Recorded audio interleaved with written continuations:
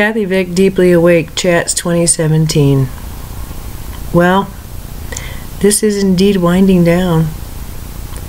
And I realized that I've set it up really nicely. And it was not anything conscious. But I did say a while ago that I think it was this one called Observe as the Light Bulb Goes On. How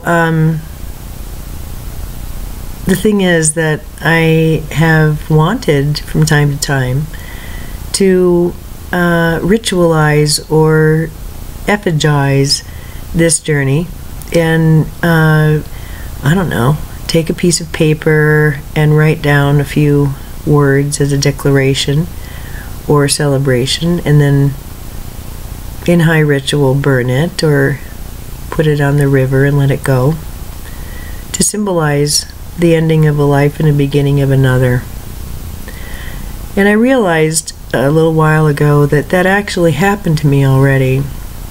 It happened actually nearly 5 years ago. May 25 of 2012. But that was one moment. It's been happening my whole life. But now I come to the end of this journey, this lifetime, and I have my new lifetime already set. It's already here. I've already been living it. But there is a part of me that remains that is caterpillary. And it's good. I mean, I love where I've been and who I've been and what I've done and where I've come from, what I believed in, what I've said no to, what I've said yes to. I agree with all of it. But I also recognize that it's one expression. And this morning, what I got upon awakening, I couldn't language, but instead I saw this white node that was above, like a mountain, a snow-capped mountain peak. And what I was understanding was, when a tone is set, when an energetic tone is set, and this is pure energetics, guys, then everything must comply with that tone. And we're talking high level, clean, deep, pure light. When a high tone is struck, lower energies fall away. My old boss explained that to me. We were brought in, she and I, to clean up a nursing home that was going to be shut down by the state. And I was distressed because people were leaving. I was distressed because they didn't like me.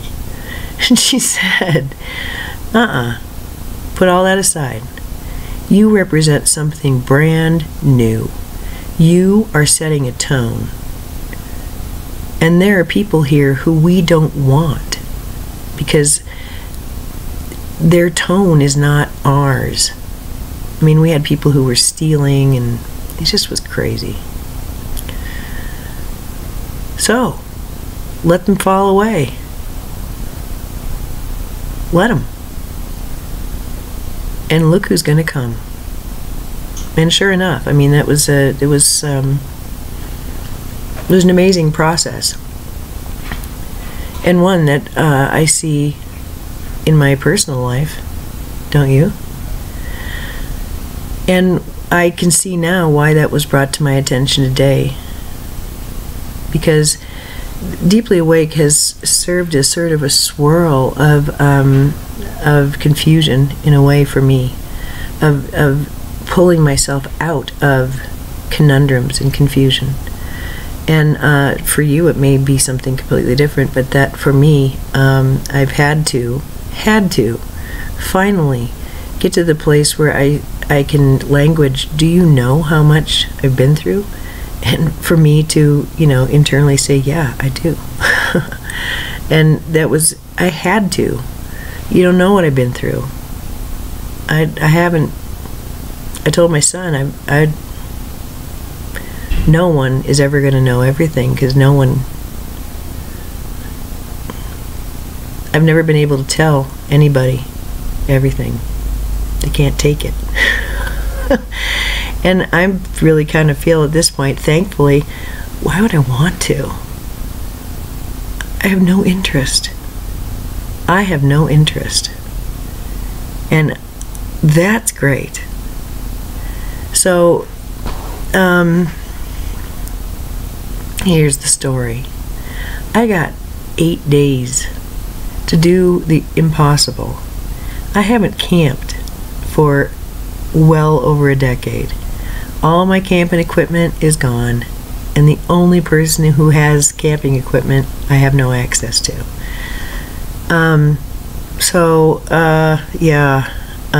My clothes are in disarray. I can't quite figure out where anything is, and I'm just not very organized. I got 8 days. So, I'm excited about it, because in 8 days, I'm going to Apogea. It's the local Burning Man. And, it's my first one. I'm a virgin. I do know that it's called Burning Man for a reason.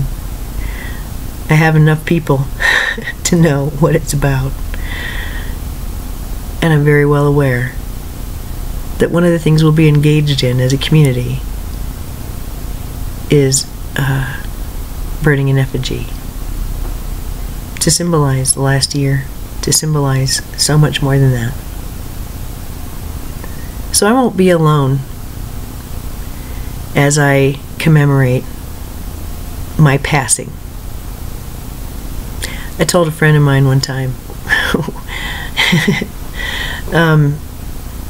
that when I die, I want him to steal my body out of the morgue and throw it in the back and drive it out to the desert and light it on fire.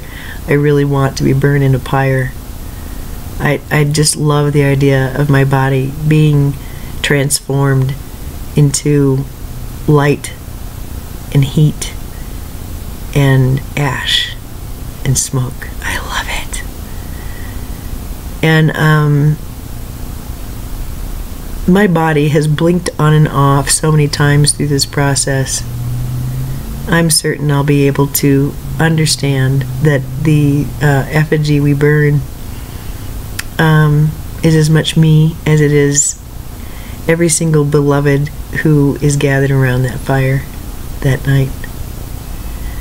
So I'm feeling like I don't want to do this right now anymore.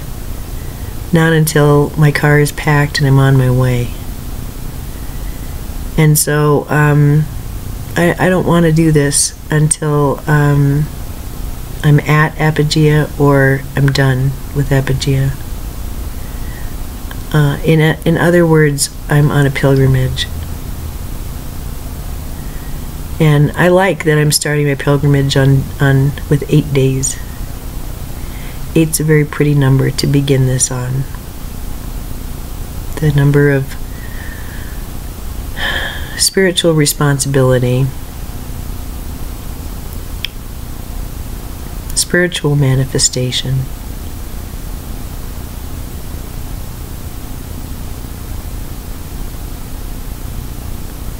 the truth and the stability of infinity, the mystery of the unending line. So that's how that's going to go. I've begun my novel. It's pretty fun to begin, and it's fun to make their acquaintance more and more. And so I want to leave you knowing that I am happy and relatively well adjusted, and beyond grateful. I'm so grateful for being this, for knowing what I know, and for having given it away. So grateful to have done something I felt so uncomfortable doing. Odd that I would have pushed myself so hard. So uncharacteristic to speak like this, and yet. So, I can assure you I'm not going to be resting on my laurels around here. Instead, I'm simply going to be focusing my attention and my love on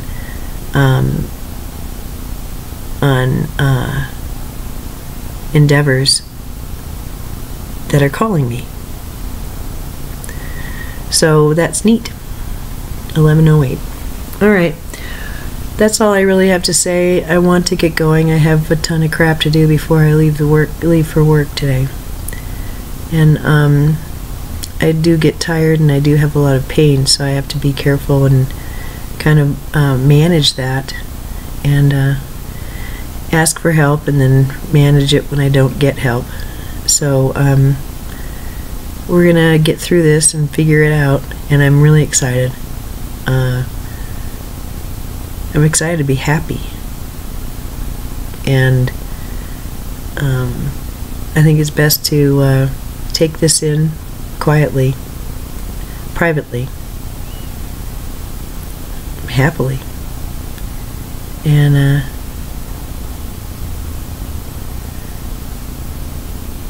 I'll see you on the other side. I'll send you something from Apple. After the burn, most likely. And if you see me before, I would imagine it might be brief, but if it's long, great. I just really don't want to encroach on my lifetime. And I haven't really wanted a lot of lifetime. I really preferred to sit down and do this than engage in my physical life. And now it's time to engage in my physical life. Okay. All right. So, it's a mystery and a magical one at that. I have not done it wrong. I haven't done anything wrong. And I've done this beautifully. And so, if you can look in and see how unconventional and yet conventional I am, maybe you can give yourself some slack. Maybe you haven't done anything wrong either. Maybe you've done everything right because you've done it according to what you needed.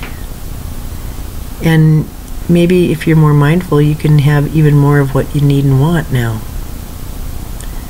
And what I'm finding is the more happy I get internally, the more clear and aligned I get, the more loving I am, the more available I am, the less shit I put onto other people. So, it's on. This whole thing is on. It's the real deal. And, so I think I'm just going to let everybody do as they need to do. I'm going to trust that you have your team helping you because you do. And I know these are very powerful days that we're walking into. So powerful that I'm gonna be underground. I don't need to teach. I trust you. Your strength, your cleverness, your guidance. So I don't need to come. I need to take care of me. And I will see you on the other side. And go from there. Wow. It's happening. What I thought would never happen is happening. Selah.